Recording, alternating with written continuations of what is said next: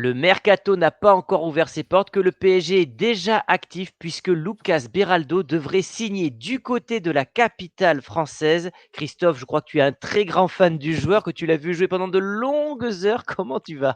J'ai rattrapé toute la nuit, tous ces matchs. Bon, Hmm. ça va, il n'y en avait pas non plus 50 000. Non, non, Ça, c'est blague à bien. part, évidemment. Blague à part, non, c'est toujours intéressant de rentrer dans cette période mercato parce que, Hmm. évidemment, on a toujours des joueurs à étudier, à analyser. Et ce qui nous plaît le plus, on va pas se mentir, c'est vraiment d'étudier des joueurs qu'on ne connaît pas parce que ça nous Évidemment. permet aussi de les regarder, d'apprendre. Et ce premier insight en fait qu'on a quand on regarde un joueur, quand on voit ses compilations, parce qu'on peut pas vous dire qu'on va regarder tous ces matchs, c'est regarder et savoir ce qui nous procure. Et à partir de Hmm. là, on le restitue et on l'analyse. C'est notre rôle aussi en tant que créateur de contenu d'analyser, de restituer ce qu'on ressent pour vous le partager et voir si c'est un futur crack ou non. Et après, on peut se tromper. Voilà. Mais ça va être Moi, je, intéressant d'étudier ce J joueur. J'aime bien cette période parce que tu arrives à mi-saison, donc tu as eu le tirage cette semaine. Tu peux déjà te projeter vers les huitièmes de finale pour les grandes écuries et justement les grands clubs font des petites, comment dire, mises à jour de leur effectif avec, parfois des recrues qu'on ne connaît pas et c'est exactement le cas avec le PSG. On va découvrir qui est du coup ce Lucas Beraldo et non pas Moscardo puisque en off on l'a confondu à plusieurs reprises. Oui, oui, oui. Donc on va bien dire Lucas Beraldo. C'est donc Exactement. Santi Aouna qui l'a annoncé ce matin, journaliste Foot Mercato. Il est très proche de signer pour le Paris Saint-Germain pour un montant de 20-25 millions d'euros. Accord proche entre les parties, possible visite médicale la semaine prochaine. Le PSG est en égo avancé avec Moscardo, donc qu'on Mmh. étudiera peut-être. En tout Mmh. cas, ici, c'est l'info clé. Comment tu l'analyses, toi, ce probable recrutement du Paris Saint-Germain qui se tourne vers le Brésil? Est-ce qu'on n'est pas sur une stratégie Real Madrid d'un seul coup là? Il y a une double stratégie qui me fait penser à celle du Real, c'est d'aller chercher des joueurs en fin de contrat qui ont entre 25 et 30 ans, ce que fait le Real avec les Rudiger, les Alaba et ce qu'a fait le PSG avec plusieurs joueurs dont Skriniar l'été dernier par exemple et Mhm. évidemment celle d'aller chercher les cracks de demain. Et il y a même Chelsea qui fait ça aussi. En fait, il y a de plus en plus de clubs qui vont chercher les cracks de demain parce que, on le voit dans les coûts du transfert, on parle d'un joueur qui est méconnu, personne ne connaît ce joueur, on parle de 25 millions d'euros. Et je te disais en off, mais les transferts à 10 millions d'euros, ça n'existe plus. Ça Ah, ça me rend n'existe dingue. plus. Et oui, ça te rend dingue. Mais regarde, Kolo Muani, c'est le prix du transfert de Ronaldo qui était la Mais méga c'est star dingue. absolue qui signe au Real Madrid. Donc en fait, demain, si tu veux avoir des stars et regarder et pardon et les avoir à moindre coût, tu es obligé de les prendre très tôt, comme fait le Real Madrid et puis après c'est un peu des paris, hein. Le Real s'est trompé, le Real a réussi avec Vinicius et avec Rodrigo, mais des fois tu peux te tromper également. C'est un peu ce que fait le PSG, j'ai l'impression avec, du coup, Moscardo peut-être et du coup, Lucas Beraldo, Ouais, alors attends, on va revenir. alias le Joker, hein, c'est visiblement c'est son surnom. Ouais, j'ai vu ça. J'ai vu ça. Non, moi, il y a un élément qui me perturbe quand même avant de rentrer sur son profil, Mmh. c'est que on parle d'un montant qui est très proche du montant de Marquinhos. Alors Marquinhos, on sait que c'était au tout début de l'ère QSI, on était au début des années Mmh. 2010. On parlait d'un très jeune joueur qui avait été acheté 30 millions déjà par la Roma, ou une vingtaine de millions par la Roma. Mmh, Le mmh PSG mh. l'achète 30 millions. Mais il avait déjà un an de, de, de De mise à maturité, niveau, ouais, de ouais. maturité au niveau européen. Et puis quand il arrive à la Roma, on sait que c'est un joueur qui va devenir un crack. Là, on parle d'un joueur brésilien qui, toute proportion gardée, sans faire injure au championnat brésilien, faut patienter quand même avant de savoir s'il va vraiment réussir à performer en Europe. Alors, c'est Ouais. un pari, mais ça me surprend. Et puis, ça montre aussi, ça dénote la nouvelle stratégie du Paris Saint-Germain sur ses recrutements. Ça avait été annoncé. Euh, le PSG est passé de prendre des joueurs établis, accomplis, performants dès à présent, à une nouvelle stratégie. Les Ugarte, les Moscardo, les Beraldo. Voilà. Mmh. C'est vrai, il y a une nouvelle stratégie, mais pour revenir sur le tarif, après on passera à l'analyse du joueur. Il risque de devenir le défenseur le plus cher de l'histoire au Brésil, devant Ouais, Edmilson qui ouais. jouait à l'époque, enfin qui a signé à Lyon. Mmh. Et c'est surtout les talents offensifs qui sont d'habitude scrutés par les grands clubs. Donc Vitor Roque, récemment, on en a parlé, Hendrick, je crois que Hendrick, c'est 60 ou 70 Mmh. millions d'euros. On est encore sur Encore plus une jeune. prise de risque, ouais, Mmh. voilà, qui est encore plus énorme. Et donc là, le PSG irait donc acheter un défenseur central tout jeune. Et je te rejoins, c'est un peu un risque aussi, puisqu'à l'époque, Marquinhos, lui, il avait une année en Serie A. Et en plus, tu sais, le championnat italien, ça t'offre quelques bases, je trouve, en tant que Tu défenseur. m'étonnes, tu m'étonnes. Alors son profil, on parle d'un joueur qui vient d'avoir 20 ans, hein, il y a juste un mois, même pas un mois. Il mesure Mhm. 1,82 m, pas très grand, je trouve, par rapport, au C'est profil vrai, des défenseurs, modernes. actuel. Hem, Ouais, il est défenseur central gaucher. On va y revenir Thomas, on va y revenir parce que je ouais, crois que tu as quelque chose à nous dire. Et moi, ce qui me exactement. surprend aussi dans cette, fiche de Transfermarkt, c'est la date de la dernière prolongation, 7 décembre 2023. On sent qu'il y a eu une accélération parce que c'est un profil qui plaît aux clubs européens. Il a prolongé rapidement, peut-être aussi pour Pour mieux signer et partir. pour mieux partir aussi Mmh mh. rapidement. Il est estimé à 15 millions d'euros.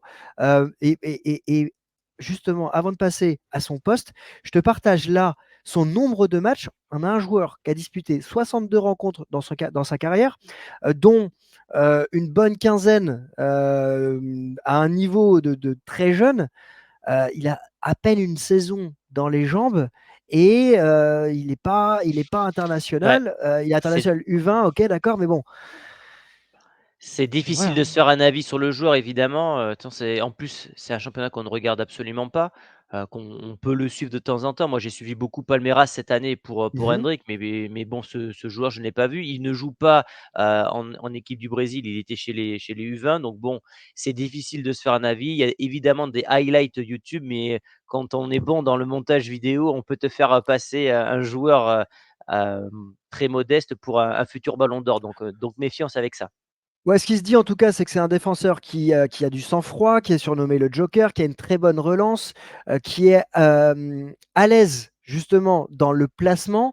Ce qui se dit de lui également, c'est qu'au niveau de ses faiblesses, c'est pas forcément un joueur qui est très fort dans les duels et qui est très fort de la tête. On Et sait que qu'il la est pas Ligue très 1, rapide. voilà, on sait que la Ligue 1, elle est physique. On sait que la Ligue Mmh. 1, elle se joue aussi sur les duels aériens. Et ça, c'est des vrais points d'interrogation autour de son profil. Mais il y en a un sur lequel tu m'as alerté quand on a préparé la vidéo et quand on a préparé le profil du joueur. euh, c'est que c'est un défenseur gaucher qui joue Bah, axe droit.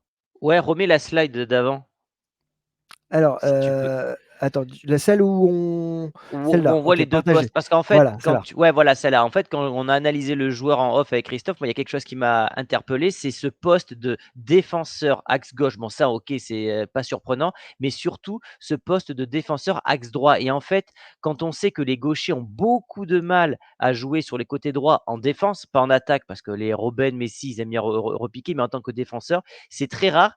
Et j'ai pas de souvenir d'avoir connu un défenseur gaucher jouer dans cette position. Donc, il est là parce qu'il est, bon, visiblement talentueux, mais aussi parce qu'il a une certaine polyvalence. On voit également qu'il peut jouer milieu défensif. Donc, c'est assez intéressant pour Luis Enrique, qui aime bien, tu sais, toujours faire sa mayonnaise au dernier moment et mettre des joueurs un peu dans des postes surprenants. Bah, je pense qu'avec Mm. lui, il va pouvoir s'amuser. Ouais, je suis surpris quand même de ce recrutement s'il venait à se confirmer. En fait, je suis sceptique. Voilà, c'est ça qui m'embête parce que je vais te présenter. Là, on va passer, attends, à la défense du Paris Saint-Germain. Euh, Moi, la j'ai défense du, l'impression que c'est un profil Luis Enrique, en fait. Tu vois, on n'est ouais, pas sur un athlète, on est sur un joueur qui a du ballon, qui est très bon techniquement, qui apparemment a une vision du jeu exceptionnelle et qui peut, dans la relance, casser des lignes. On sait que physiquement, étant donné son âge qui est très jeune, il n'est pas terminé, je mets bien des guillemets, physiquement, parce Mhm. qu'il n'a pas peut-être fini de grandir ou pris assez en muscles. Donc ça viendra peut-être dans un second temps pour qu'il gagne en rapidité et dans les duels, ce que tu évoquais tout à l'heure. Mais en tout cas, s'il a déjà du ballon à cet âge-là, c'est pour moi une très grande qualité. Ouais, alors cette défense du Paris Saint-Germain, on estime aujourd'hui, quand on lit les différentes analyses, c'est qu'il pourrait venir pour suppléer Marquinhos sur cet axe droit, Mmh suppléer mh. peut-être Milan Skriniar. On sait que Lucas Hernandez, il peut doubler le poste en défense centrale. Le PSG attend le retour de Nuno Mendes sur le côté gauche. On sait que Danilo Pereira dépanne en défense centrale. Presnel Kimpembe est blessé. C'est un peu décousu quand même cette défense centrale. Mais d'aller chercher un si jeune défenseur qui n'a pas d'expérience européenne à ce tarif-là, encore une Mmh. fois, Mmh mh. autant il y a des coups où on se dit OK, j'attends de voir parce que il y a du ballon, il y a quelque chose, on a vu qu'il y a de l'expérience, il y a la connaissance du marché européen. Autant là, je me pose des questions et Est-ce que c'est, tu est-ce que surprenant. tu penses que s'il serait grec ou hongrois, il vaudrait ce prix? Si tu vois où je veux en venir ou pas? Est-ce qu'on paye pas aussi le mythe du Brésil, de l'Amérique du Sud et le fait qu'il ait une nationalité comme ça qui donne envie, qui parle football? Parce que c'est vrai que quand un joueur Probablement. a aussi peu de références pour valoir, 25 millions d'euros, c'est assez cher payé et est-ce que le PSG stratégiquement aussi ne l'achète pas maintenant pour ne pas se le faire piquer l'été prochain? Peut-être qu'il était déjà prévu à l'été 2024, mais que vu la concurrence, ils ont préféré, tu sais, préempter le joueur. Ah bah, c'est possible, c'est possible. En tout cas, il y a une vraie volonté de pallier l'absence, du côté de Presnel Kimpembe qui ne revient pas, de sa blessure et qui risque de partir du Paris Saint-Germain sans même pouvoir rejouer parce que je crois que son contrat, il s'arrête à la fin de l'année. Hem, i mais ça reste quand même bizarre, quoi. Comment tu peux être le PSG et ne pas avoir autant de stabilité en termes de dans la défense? Il y a un vrai problème médical. Nuno Mendes est encore blessé. Nordi Mukiele, il est revenu et on ne sait pas trop s'il est présent ou pas. Marquinhos, ça dépanne. J'ai envie de te dire, Mmh. ça dépanne plus, mais c'est pas encore l'assurance tout risque. Et Skriniar, c'est pas titulaire à 100%. C'est quand même Et et étrange, encore non? et encore, tu recrutes Lucas Hernandez qui revient d'une très grave blessure du côté du Bayern, donc il y avait un énorme risque et tu te rappelles quand on avait analysé le joueur, c'est ce qu'on avait mis en avant. Idem pour Mm. Skriniar qui, n'a quasiment pas joué, l'été dernier enfin, la saison dernière pardon, du côté de l'Inter parce que, grosse douleur au dos. Bon et beh, écoute, on ne peut qu'être surpris par ce joueur. Genre on va pas attendre qu'il soit titulaire et qu'il révolutionne la défense. Il va être là pour être un défenseur complémentaire qui va pouvoir faire souffler les titulaires de temps en temps pendant peut-être la première année et demie avant de prendre du galon. Voilà ce qu'on attend d'un joueur de cet âge-là. Surtout qu'il va Bien changer de sûr. pays. On sait que certains joueurs enfin brésiliens sont très émotifs, quand ils quittent le cocon, ils ont du mal à s'adapter. Je peux en parler notamment avec des mecs comme Vinicius et Rodrigo qui ont mis peut-être 2 ans avant de vraiment s'exprimer du côté de Madrid. Bon et beh, voilà ce qu'il faudra attendre de lui dans un premier temps. En tout cas, il y a une vraie volonté du Paris Saint-Germain de renouveler l'effectif. On ne peut pas renier ce PSG-là dans le sens où il y a une vraie volonté d'aller chercher, de prendre des risques. Voilà. Là, quand tu vas chercher un Mbappé, quand tu vas chercher un Neymar, quand tu vas chercher un Messi, tu sais pourquoi tu vas les chercher. Donc, on ne peut pas être critique dans un sens en se disant, bon, bah, c'est que du Bah, bling-bling, c'est voilà, que du marketing. exactement, Et dans l'autre exactement. sens, se dire quand tu vas chercher un jeune et que tu fais un pari, c'est négatif également. Donc ça, faut le louer. Il y a cette volonté d'aller chercher les jeunes. On sait que Luis Enrique adore ces jeunes-là. C'est une Exactement. équipe qui peut-être en train de se construire sur la durée aussi, comme le fait Chelsea, comme le cherche le Real Madrid. Il y a peut-être un nouveau chapitre, qui s'ouvre du côté du Paris Saint-Germain, dans le sens où on en parlait la semaine dernière avec Arctos qui devient un nouvel actionnaire du PSG. Les Américains qui prennent 12% qui rentrent à hauteur de 12% dans le capital du Paris Saint-Germain. Hier, Romain Molina, dans sa vidéo, parlait de nouvelles stratégies et peut-être des actions qui pourraient amener Arctos à devenir actionnaire majoritaire à terme. Ça fait partie des sujets qu'on avait évoqués dans notre vidéo. Aller piocher des joueurs sur le marché américain, ça fait peut-être partie de la nouvelle stratégie du Paris Saint-Germain qu'on avait évoquée dans cette vidéo qu'on vous mettra en description. Et puis, après financièrement, même si le mec il floppe, il est jeune, s'il est pas gravement blessé, qu'il est brésilien, tu le revendras pas le double, mais tu le revendras au minimum le même prix que tu l'as acheté. Et en fait, c'est ça la stratégie du Real Madrid, c'est que regarde, tu as acheté Vinicius 30 ou 40 millions, Rodrigo 30 ou 40 millions. Aujourd'hui, tu as Vinicius qui en vaut 150. Donc si Vinicius aujourd'hui était à Manchester City, le Real ne pourrait peut-être pas l'acheter. Elle est là la stratégie du du Mmh. du Real et le PSG, si demain ce mec-là explose, peut-être qu'il vaudra 100 millions d'euros et on dira à ce moment-là que le PSG a touché le jackpot, tu vois? Donc pour moi, c'est pas très risqué dans le sens que Paris a les fonds et si jamais ce joueur ne s'impose pas, tu peux toujours le prêter et après le vendre in fine s'il s'impose pas et retomber sur tes pattes. Tiens, je voulais te présenter une autre slide, c'est par rapport à sa comparaison avec certains joueurs. Là, je t'ai présenté Lucas Beraldo en comparaison avec Danilo Pereira par rapport à ses caractéristiques. On a un Mmh. joueur Beraldo qui est en vert et Danilo Pereira en bleu. Mmh. On a un joueur en devenir, on le sent par rapport à Danilo Pereira. Je voulais le comparer à Presnel Kimpembe, malheureusement c'est impossible par rapport aux datas de cette saison, puisque Il Presnel a pas joué? Kimpembe n'a pas joué. Je vais essayer de retrouver Skriniar parce qu'il a un nom qui met plus de temps à être recherché avec le S et son schéma. Si je ne le trouve pas, je te présenterai Lucas Hernandez. Bah, On va regarder Fernandez, ouais. on va faire Lucas Hernandez tout de suite. Parce que justement, bon, ça bug un peu, mais on voit que, on l'avait vu tout à l'heure en off, c'est un joueur qui n'a pas les attributs des défenseurs centraux du Paris Saint-Germain et qui n'a pas les caractéristiques naturelles par rapport à son jeune âge. Encore une fois, pour moi, c'est un vrai point d'interrogation si je dois conclure sur son profil. C'est un vrai point d'interrogation sur son arrivée du côté du Paris Saint-Germain. Et je m'interroge sur la pérennité, même si financièrement, je comprends que ce soit Non, un coût intéressant. ouais, ouais, je pense qu'on n'est pas tout à fait d'accord parce que moi, je pense que c'est pas risqué et c'est un joueur qui, ça se trouve, dans un premier temps, ne jouera qu'au parc, dans des matchs plutôt faciles où il jouera une demi-heure, histoire de le mettre en confiance. Et si Luis Enrique est un minimum intelligent, ce que je pense qu'il est, il ne va pas le mettre dans un bourbier, aller le faire jouer à Strasbourg sur un terrain très compliqué. Voilà, il va être là pour faire souffler. Peut-être qu'il va jouer en Coupe de France, ce genre de match-là, tu vois. Mais évidemment que ce n'est pas un mercato. Enfin, ce joueur-là, il ne vient pas pour la Ligue des champions qui arrive. Tu vois? Ça, on le ressent, tu vois? C'est pas un Mhm, joueur mhm. confirmé qui vient, vraiment, rehausser ton effectif pour la Ligue des champions de cette saison. Moi, je vois plutôt ça sur, un avenir, longue durée, quoi. Donc, toi, tu confirmerais la stratégie réelle du Paris Saint-Germain qui est c'est une année de transition. Et ces recrutements montrent justement, vont dans le Ce sens. recrutement, oui. Après le reste, ils ont quand même fait venir Lucas Hernandez, Milan Skriniar, qui sont des joueurs, bah, de référence à leur poste, Mhm, plus ou moins. mhm. Donc, il y a eu Kolo Muani qui sort d'une très grande saison en Allemagne. Non, pas une saison de transition, mais ce joueur-là, c'est un joueur qui normalement est amené à rester longtemps du côté de la capitale française. Tu penses que comment dire? Je vais faire le lien avec une potentielle prochaine vidéo. Est-ce que ce genre de recrutement euh, serait utile pour faire rester Kylian Mbappé du côté du Paris Saint-Germain? Non.